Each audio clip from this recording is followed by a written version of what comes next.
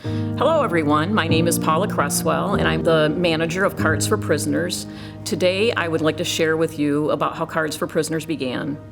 First, let me tell you that I come from a family of law enforcement. I grew up thinking that if someone went to prison, that's right where they belong.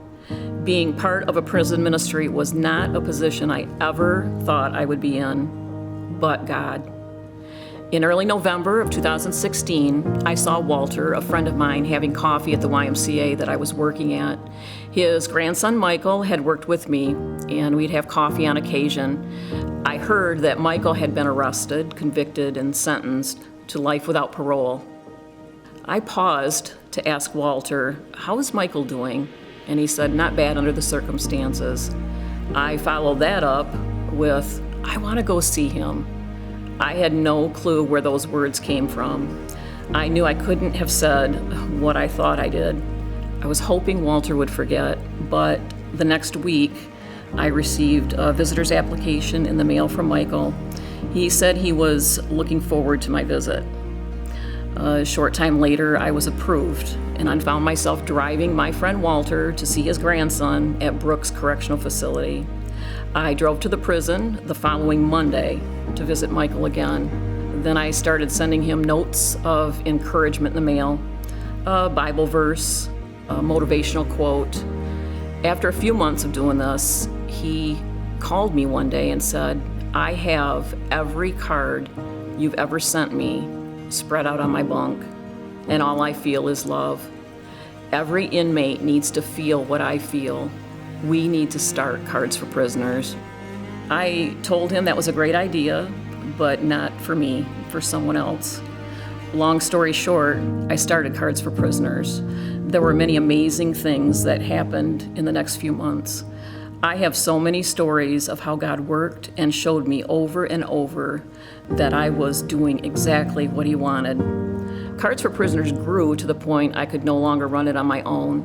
I was working 2 other jobs at the time. I began working full-time. I'd like to share with you one story of how I knew God was in this. Michael had a roommate that was always on edge, giving him a hard time. And Michael asked me to pray that this guy, David, would get sent to another facility. A few days later, David was transferred. When Michael called to tell me, I asked him what prison he went to, and he told me to look him up. I found out that he was in the Upper Peninsula. I sat down and wrote him a card saying that I was praying for him and to never give up hope. He wrote me back a 17-page letter telling me his life story. He asked me how I got his name and how did I know where he was. My card was postmarked the day that he got there. He said no one would have known his location that quickly. But I kept that information from him for the next 4 years.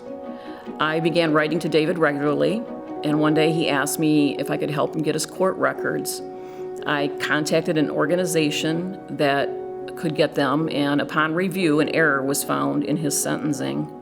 Due to him being a minor when he committed his crime, he was granted a parole hearing.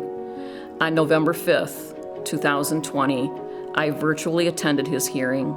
My husband and I picked David up at 7:30 a.m. at the Kinross Correctional Facility in the Upper Peninsula. He was released after serving 45 years. He has become part of our family and is now employed full-time. David is the main reason Michael asked me to start Cards for Prisoners. You see, every day that Michael got a card from me, David had to hand it up to Michael on that top bunk.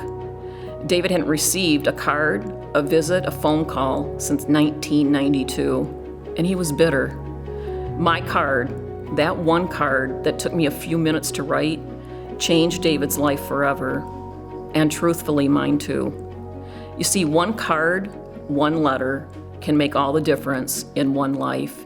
Hebrews 13:3 says, "Remember those in prison as if you were there yourself.